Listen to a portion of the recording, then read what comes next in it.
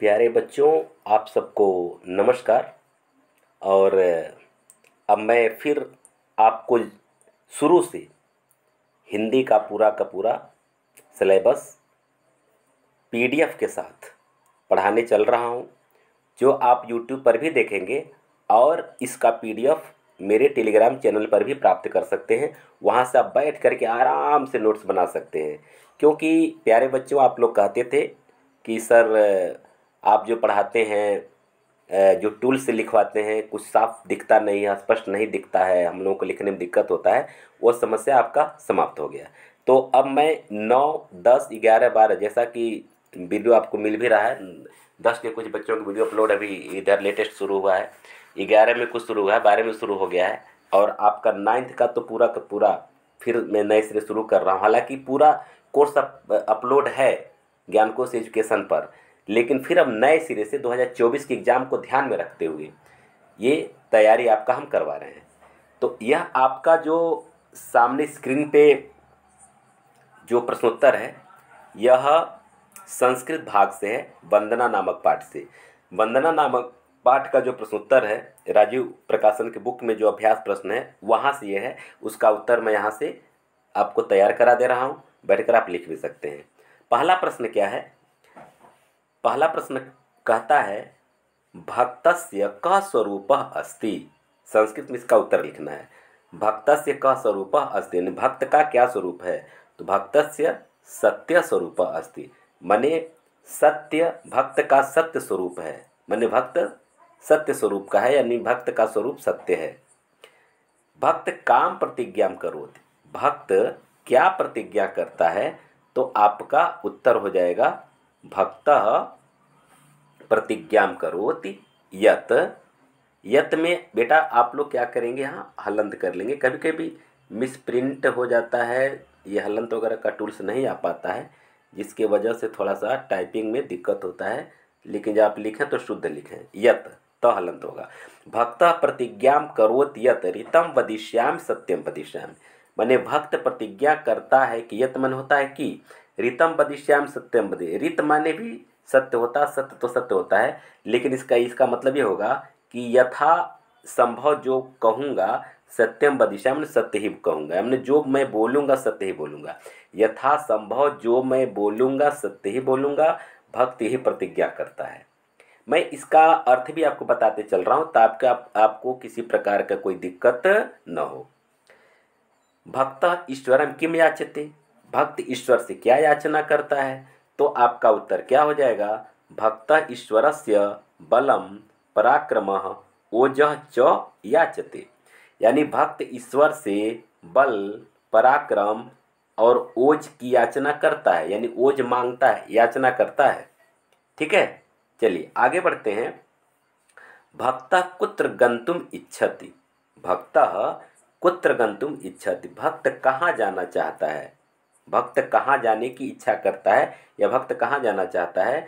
तो भक्त तमसः ज्योतिम गंतुम इच्छति, माने भक्त अंधकार से प्रकाश की ओर जाना चाहता है। भक्त अंधकार से ज्योति की ओर यानी प्रकाश की ओर जाना चाहता है। कैसे अंधकार से? अज्ञान रूपी अंधकार से ज्ञान रूपी प्रकाश की ओर जाना चाहता है।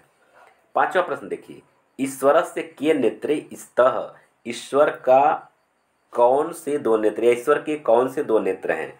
तो ऋतम सत्यम च ईश्वरस्य नेत्र, माने ऋत और सत्य ईश्वर के क्या हैं? दो नेत्र हैं।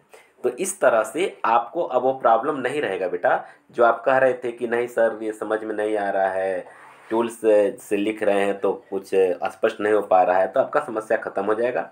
अगर आप नए हैं तो इसको पूरा का पूरा, अगर आप सिलेबस पूरे हिंदी का पूरा पाठ्यक्रम A to Z व्याकरण तक सब मैं पढ़ाऊँगा।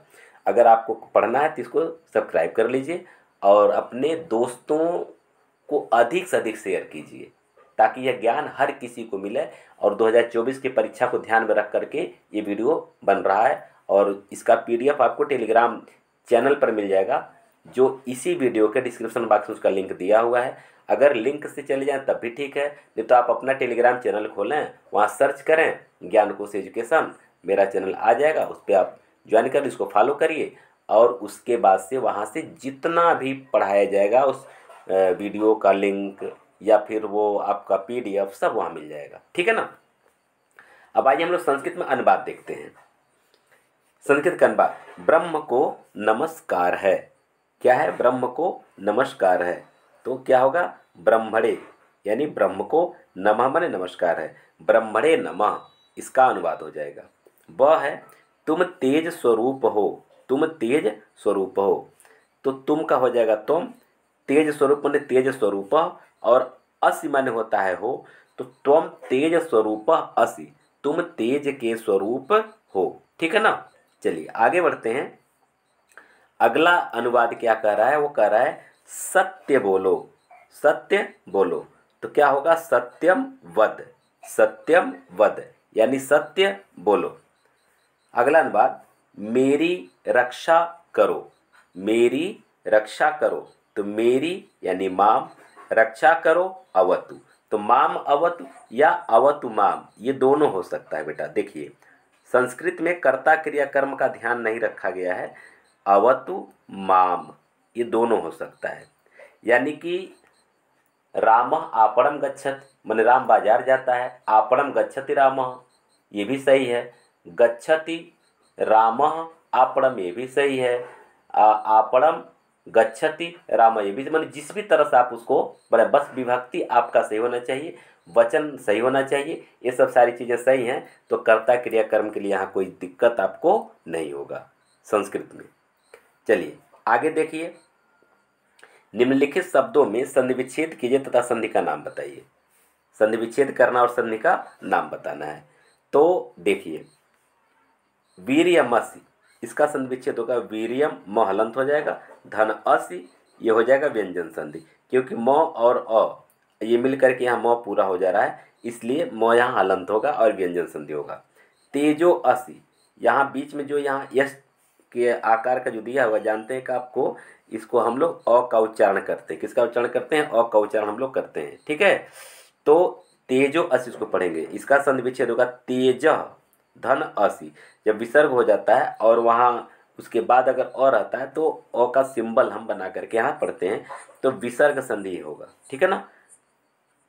माँ मृतम, माँ धन अमृतम, माँ और अमृतम, तो म में आ का मात्रा और ये अ, ये दोनों मिला करके आ हो जाएगा, तो ये माँ हो जा रहा है, तो माँ मृतम हो जाएगा और ये दीर्घ स्वर संधि होगा। त्वमेव, त्वम म हलंत हो जाएगा, धन एव, तो हलंत और ए मिलकर के म पर ए का मात्रा यहाँ बन जाता है, इसलिए इस तरह का जो संधि है यह व्यंजन संधि के दायरे में आएगा। क्लियर। चलिए अगला देखिए संधि, सत्यात्मकम, सत्यधन आत्मकम। सत्यात्मकम क्या होगा? सत्यधन आत्मकम, ये दीर्घ स्वर संधि हो जाएगा। शन्न, शम धन न, म या हलंत होगा और न, तो शम म का न हो जाएगा, ऐसे होगा, श और आधा न ऐसे हो जाएगा, और धन न ऐसे हो जाएगा। तो अब ये हो जाएगा आपका श आधा न, फिर आधा न और आगे विसर्ग, तो ऐसे हो जाएगा शन्न। ठीक है ना।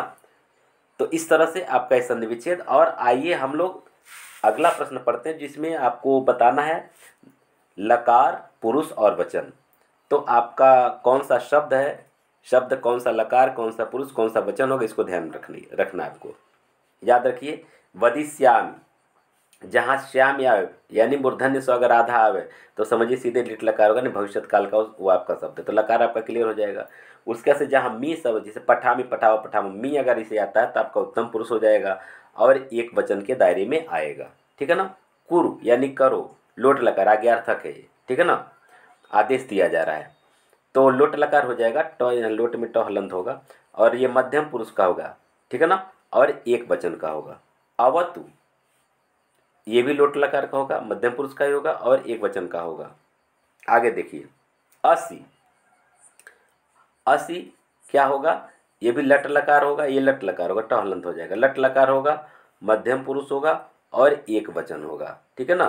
तो इसको ध्यान रखेंगे। इस तरह से आपका ये पहला जो प्रश्न है राजीव प्रकाशन में यह इसी तरह से इतना ही प्रश्न परीक्षा के लिए इम्पोर्टेंट है, और आप इसकी तैयारी करते चलिए, अपने दोस्तों को शेयर करते चलिए, और नए हैं तो इसको सब्सक्राइब कर लीजिए। फिर हम लोग मिलते हैं अगले पार्ट के साथ अगले वीडियो में, ठीक है।